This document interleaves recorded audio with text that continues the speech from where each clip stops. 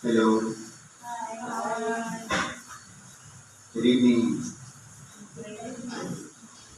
Sa pangalan ng dakilang Panginoong Kristo, isang mapagpalang gabi sa bawat isa. Nandito po tayo sa ika-anim na pagpapasalamat para sa buwan ng taon ng 2025. Ating inuulitan yung unang araw ng Sabado. Ngayon po, meron tayo ditong sitas. Ating pong basahin ang ayon sa surat ng Apostol Pablo sa mga taga-Roma, Kapitulo 15, versikulo 1 hanggang 11. Sabi ko ganito, tayo ng malalakas ay nararapat managbata ng kahinaan ng mahihina at huwag tayong magbigay lubod sa ating sarili. Ngayon po, dalawang kalagayan ng tao ang ibinabanggit dito sa sitas. Yung sinasabing malalakas at mahihina. Paano po natin makikilala kung ang ating sarili ay kasama sa malakas o kasama sa mahina? Ngayon po, magbibigay tayo ng halimbawa. Dahil ang sitas ay magkakaroon po ng naman. Akyat tayo dito sa Roma 14. Sabi dito, huwag mong sirain ang gawa ng Diyos dahil sa pagkain. Tunay na ang lahat ng mga bagay ay malilinis. Gayunman ay masama sa tao ang kumakain ng laban sa kanyang budhi. Ngayon po, gawin natin itong halimbawa. Halimbawa, yung kinakain ng isa laban sa iyong budhi, pero kinakain yung malaya. Ngayon po, paano natin idudugtong kung tayo ba ay kasama sa mahina o malakas? Ang sinasabi kong malakas, yung kanyang pag-iisip ay malawak na. Halimbawa, nakita natin ang ating kapwa na kumakain ng laban sa ating budhi. Kung malawak ang ating pagkunawa, i-ignore natin siya. Hayaan natin siya kumain.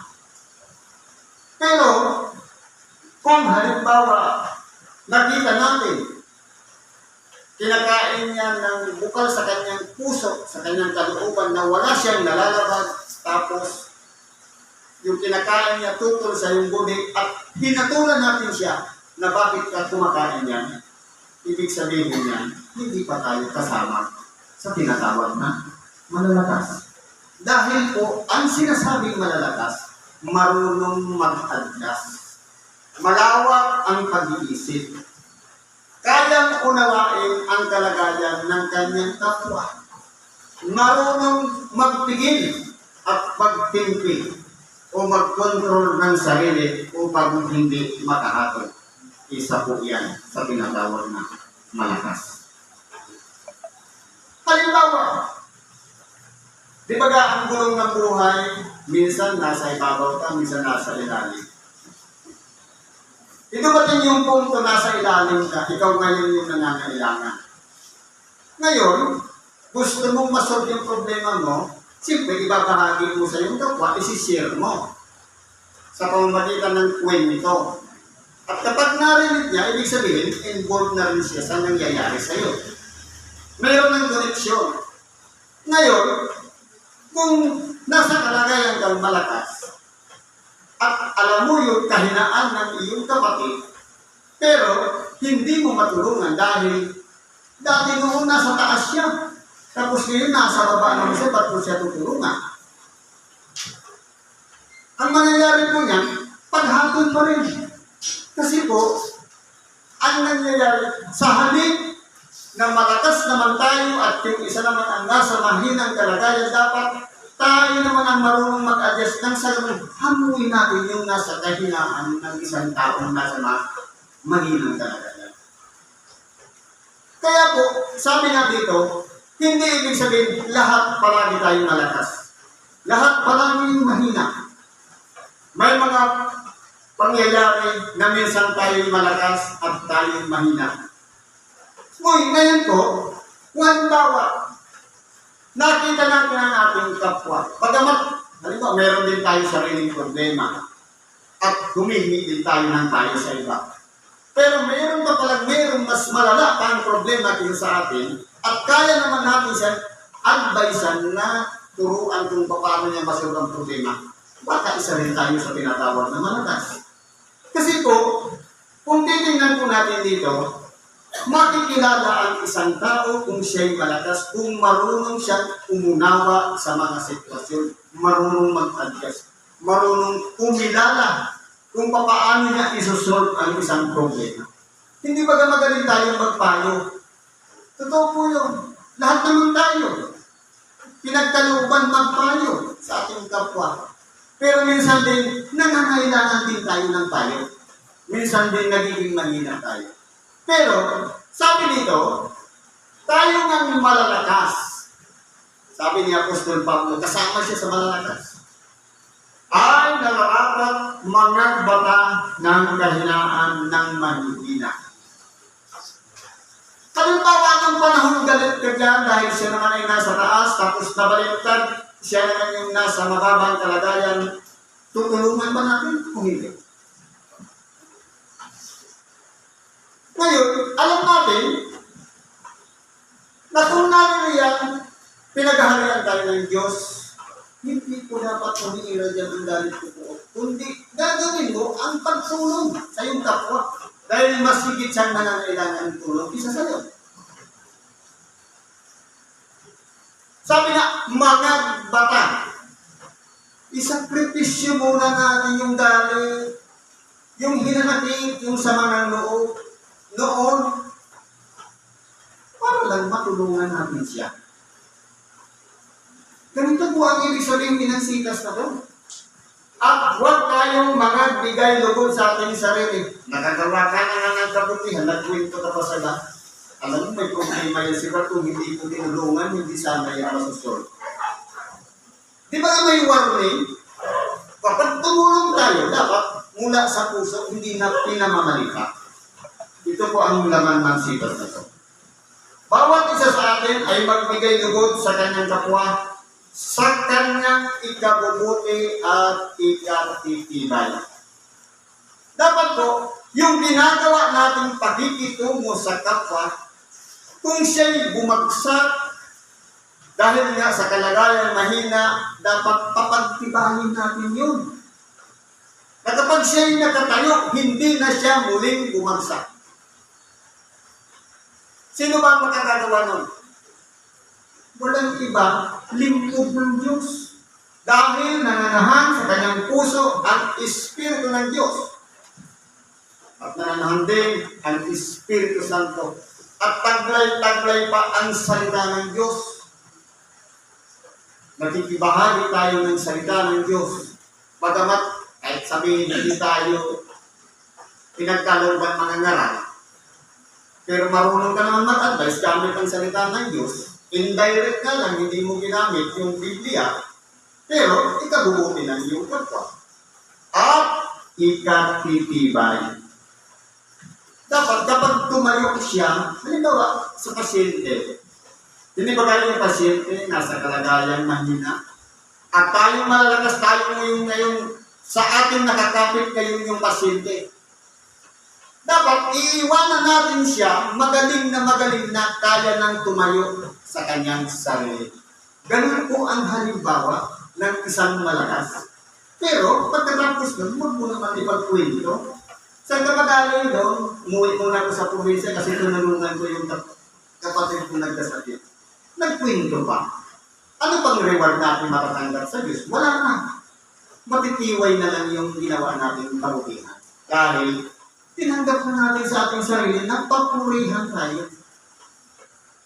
Mabuti naman pala yung ginawa mo, nakatulong ka sa kapwa. Ano pang reward natin? Nagpakilala ka na ng kabutihan na ginawa mo. Ganun po yun. Sabi nito, sapagkat si Kristo man ay hindi nagbigay lugod sa kanyang sarili. Totoo, marami siyang pinagaling, marami siyang tinulungan. Ipinangalan niya ang kaharian ng Diyos. Nagpagaling ng mga bulag, pipig, bingi, pilay, pinggaw, at kung ano-ano pa. May pitong, at kung ano-ano pa mga malalang sakit, pinagaling niya. Pero kahit kailan, ano ang bilin niya sa kanyang tinutulungan? Ingatan mo, huwag sabihin kanino man kung sino ang nagpagaling sa iyo.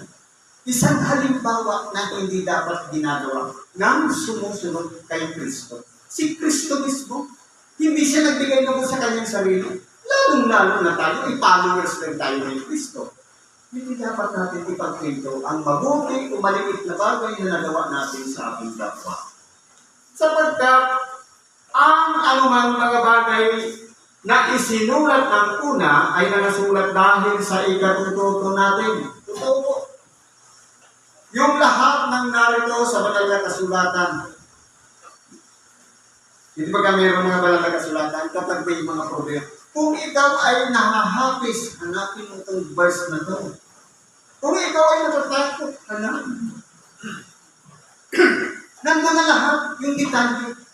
Kaya, ang salita ng Diyos, o itong Ebanghelyo, isinulat ito para sa ikatututo natin.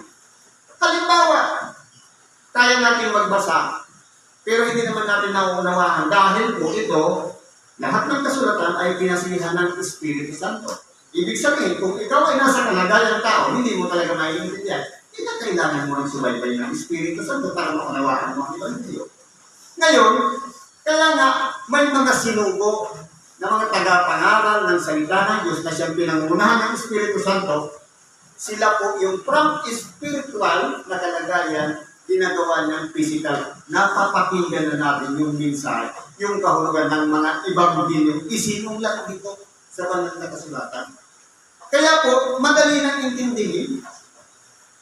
Kaya kung nasa atin naman, kung yung pagdinig ba natin, sabi nga, ang may pakinig na ipakikinig ay makinig.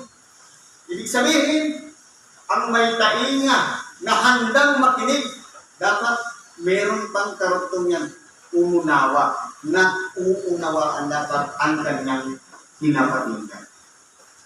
Pag tinanong ka, ano nga ba yung sinabi niya? Alam mo yung sagot dahil naunawaan. Kung hindi mo naunawaan yan, hindi mo masasabi. Ano ba yung napakinggan mo? Kaya po, natututo tayo dito sa pakikinig ng Ebanghelyo, sa pagbabasa ng mga banal na kasulatan na isinulat ng una upang sa pamamagitan ng pagtitiis at pag-aliw ng mga kasulatan ay magkaroon tayo ng pag-asa. Ngayon po, alam na natin yung Ebanghelyo.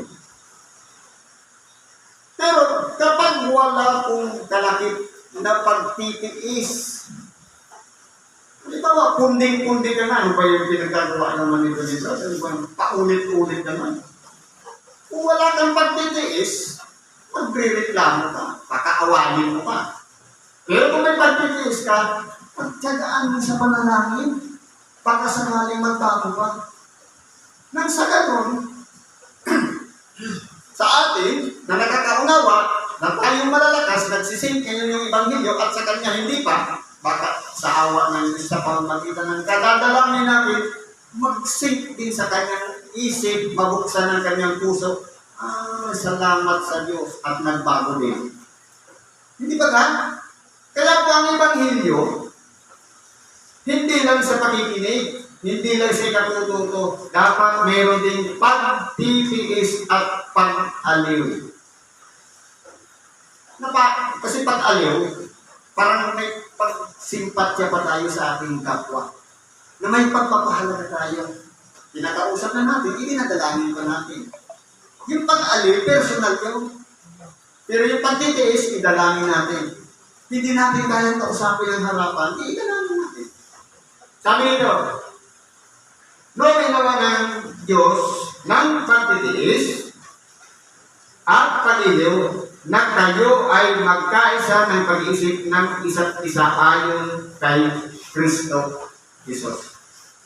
Kaya po, ang mangyayari na, yung malakas, andun na sa Diyos.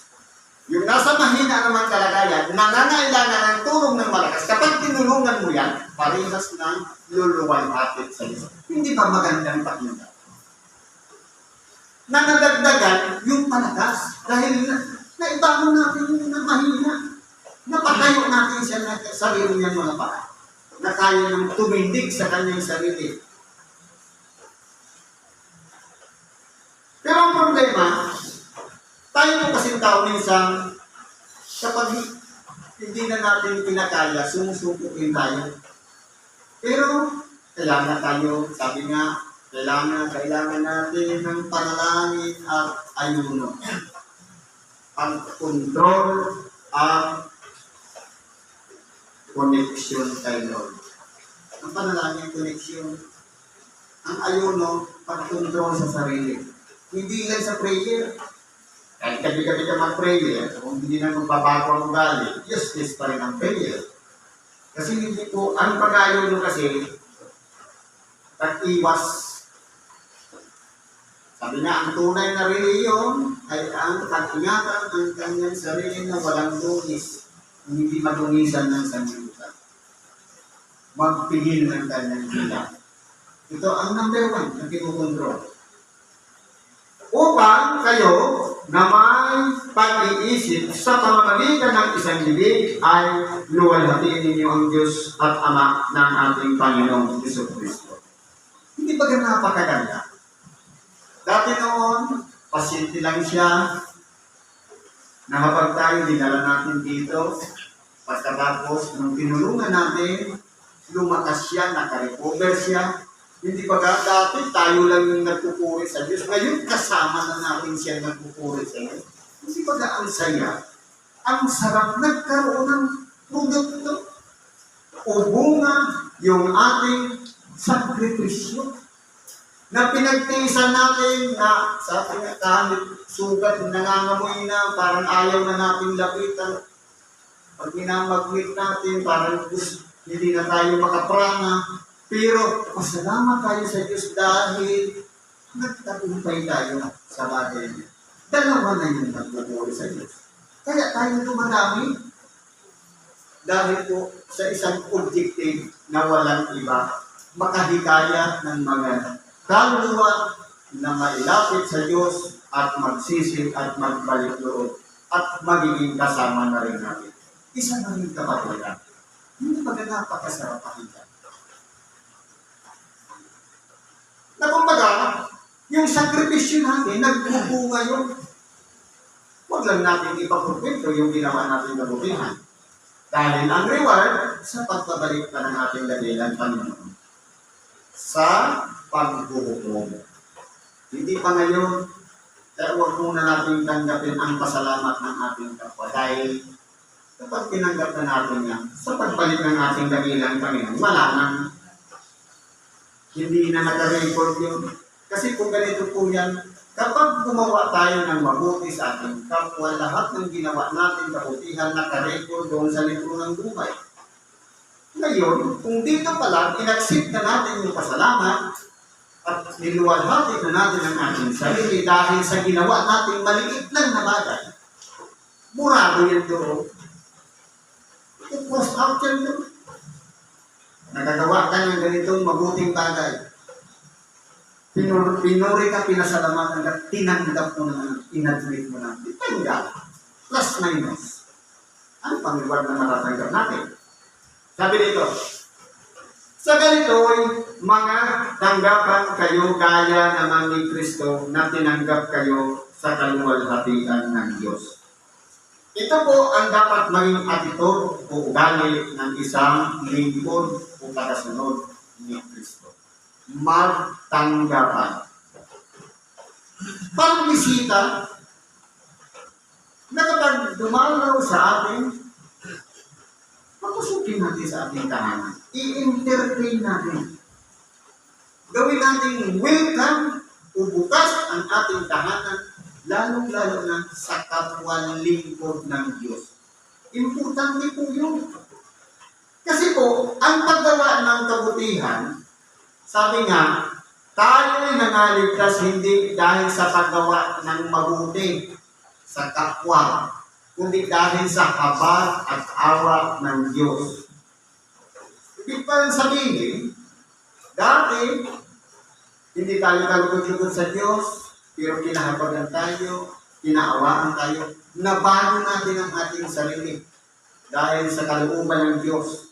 At ngayon, nung nabago na tayo, kinakailangan tayo naman po ang nagiging dahilan para makatulong sa ating kapwa. Yung mga mabubuting gawa na ginagawa natin, produkto na lang po yun ng kaligtasan.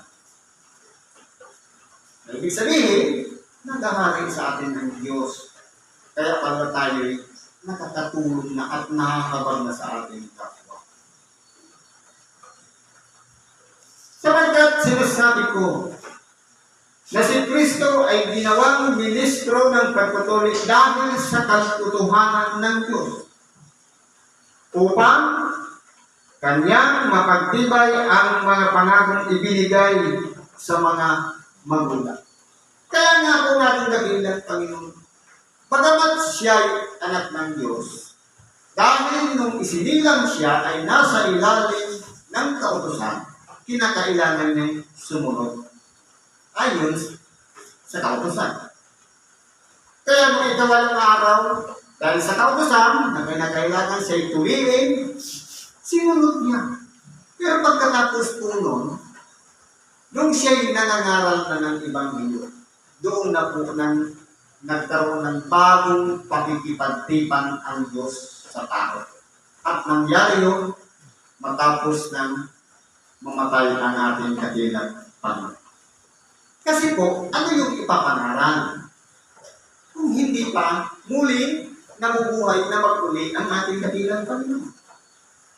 Kasi po yun ang magiging proof na totoo ang ating dakilang Panginoon na walang doon sa kanyang mga ipinapangaral, lahat ng yun ay katotohanan. Maging sa kanyang sarili nung siya'y nabuhay na magulit sa mga patay, katotohanan din yun. Dahil hindi pa nangyayari, binabanggit niya na ng 3 ulit na kinakailangan siya'y mamatay, ibibigay sa mga matatanda ng bayan at pagkatapos ng 3 araw ay muling mabubuhay na mag-ulit sa mga patay.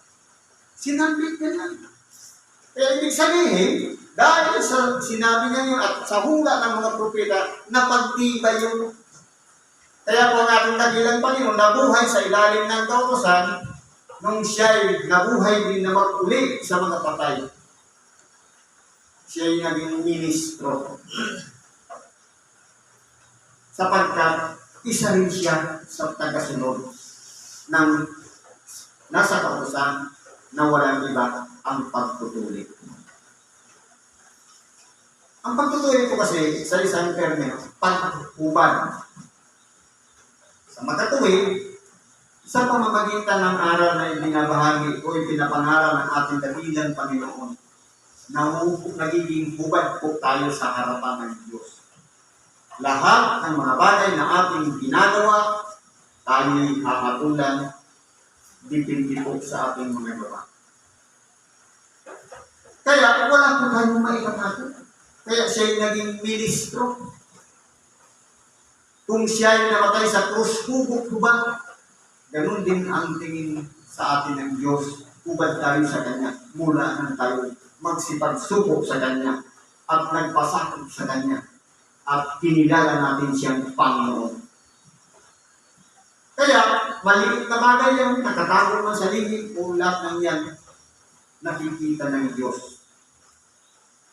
Sapagkat marami siyang mga nilikhat sa langit, nilalang ng maraming mata, kita niya lahat yan.